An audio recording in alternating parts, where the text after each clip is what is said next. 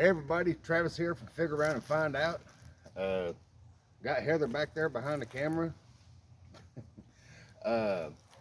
Not really a lot of importance, even by my low standards in this video. We're actually doing this more to test out this lavalier mic than anything. With that in mind, I'm facing away from the camera and I'm walking away from the camera. I don't want to go so far that it loses the signal, but this should be far enough to determine whether there is a volume difference at distance or up close. Now, having done the testing bits, where we're at, Unit C here, that contained the pumpkin that is now, I suppose, slowly processing over there in Unit A, brought it inside the other day while my wife was decorating Christmas stockings and did the necessary conversion to make it into a soil factory as opposed to a regular garbage can. I put holes in the lids because since I'm not doing black soldier flies through the cold, there's no point in trying to retain heat, and I want water gifted from above to be able to soak through everything as it would in an open soil factory, or if it were buried just in the ground. We're in a garden bed. So I have foregone the holes on the side, which I originally did at the suggestion of the Millennial Gardener, whose channel I love. And if you're watching this, dude, I love you and your channel. That did not work for me and my compost. He hasn't actually done a follow-up video, so I'm not sure if he's still doing that or not. But in my experience, 5 2-inch holes on the bottom to allow the ingress and egress of earthworms and such. Holes on the top to allow moisture. Pass on the holes on the side for us and our use. We have several gallons, 2-3 gallons or so of garden soil here, and sure enough, it's falling through the holes in the bottom, and that's okay because I did not dig a receiving hole for this, just because I don't think it's necessary. I'm just going to let it sit on the ground here and the worms find it that way. But we've got some follow me here, camera person. Well, hang on, let's bring this. So we're going to try something here. If this microphone is working, as I hope it is, when I take the lid off of this bucket, I'm going to stick the microphone right down by the bucket in the hopes that you'll be able to hear when you open a bokashi bucket that's been sitting there for a while. You've only got a window of a minute or so until the reaction slows down, but you've opened it up and relieved some pressure, and you can just really hear the bubbling of the percolating. Lactobacillus. Do what, baby? It's percolating. Percolating. The lactobacillus doing its thing. Oh, also of note in this video, and I may try to make note of this when I upload it so I'll know what the hell's in it. This bucket is marked Thanksgiving, so this has in the bottom of it the first of our Thanksgiving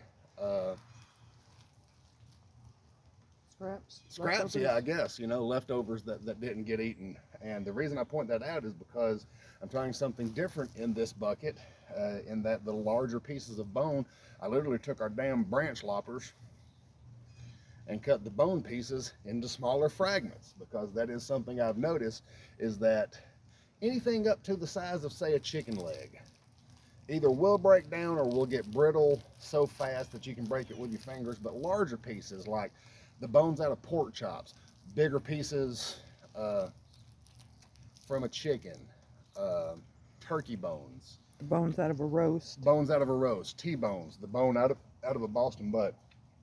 That shit is too big and will break down in time just by nature, but I'm trying to cut that down. So I took the loppers and cut all the bones and stuff into smaller pieces, and also put them in the very bottom of this bucket, so they've had the most time to ferment. So let's crack this open and see if this microphone is working, and see if we can get you some sound.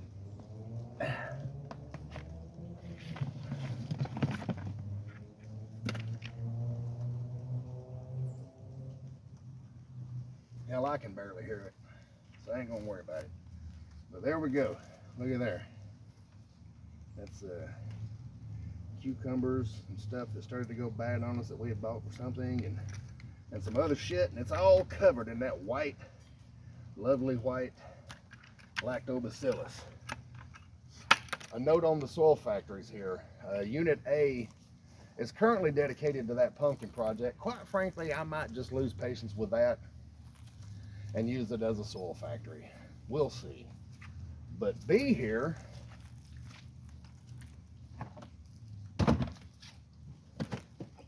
we in the shot there? Mm-hmm. As you can see, is nearly 32 gallons full.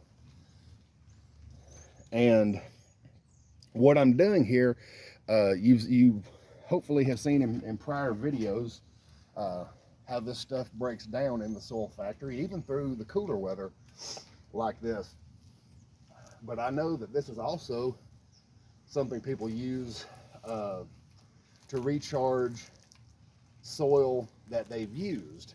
And you can't see it in the shot, but you'll see it momentarily. We had gathered up all of Heather's 10-gallon cloth pots over here that she had grown stuff in over the past year. And it got to where, like I had, I don't know, 5 or 10 gallons of bokashi, minus however much of it is lost in volume as it processes. But when I started deciding to add this, so it was like layer of soil, put some bokashi on top of it, let it process, mix it up, layer of soil, bokashi. This also ties into my no drain, because with soil and stuff in it that I'm recharging, since I don't drain it, my hope is that as I dump in new bokashi, all that liquid will percolate down through and get nutrients back into, you know, the used soil and stuff like that. But anyway, unit B here is currently full. I'll probably aerate it from time to time. As it compacts, I may add a little more material, I may not. But this is more or less probably done until the spring. Yeah, my camera person here is pointing out that it's cold and wet out here. Starting to rain. Harder. So anyway, I'm going to add this, and then you'll see the remainder of the soil from that pot as I add it on top of this.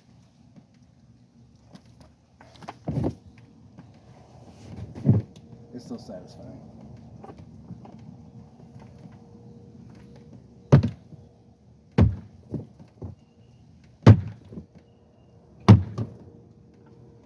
Woo.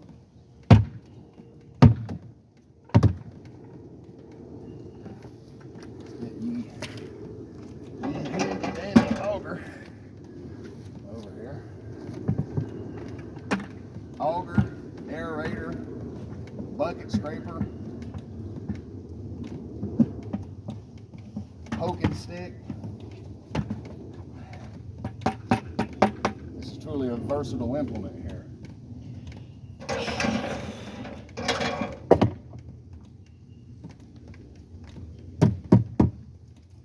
Since I don't edit shit, that won't go on the blooper reel. You just get to enjoy it in the wild. All right.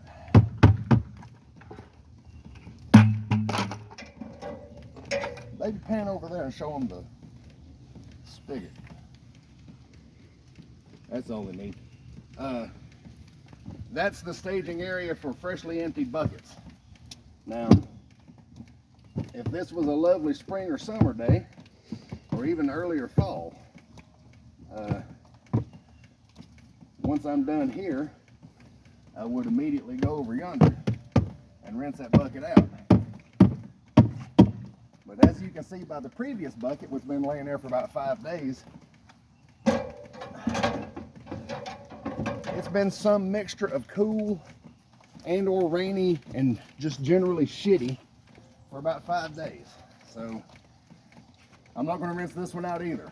Once I'm done with the video, I'm going to toss it over there and wait for a nicer day. So we just added 5 gallons of bokashi, and the remainder, all right, now look at there, them roots all the way down to the bottom. My wife grows healthy plants, but So yeah, there's 5 gallons of bokashi and probably 8 gallons total. We don't fill them completely to the top. Is it 10 gallons to the top or 10 gallons to roughly filled with a little space? It's 10 gallons to the top. 10 gallons to the top. So probably 8 gallons total below and above. Sweetie, I'm gonna ask you to hurry up. Oh yeah, we're done. We're done. So anyway, I'm Big Fig. You figure around and find out on behalf of me and my lovely producer, camera operator, director Heather, and Bear, who's out here somewhere. Let's go inside and upload this and see if this microphone worked. And whatever you got going on through the cool weather, I hope it's going well, and I hope you're making plans for the warm weather. Thank you for checking out my silly video. Please like the channel or subscribe, like the video. And once you subscribe, click the bell so you get notifications. I feel so silly saying that, but I feel compelled to do it. Thank you. Hope you enjoyed the video. Happy gardening. Stay warm, stay safe, and we'll see you in the next video.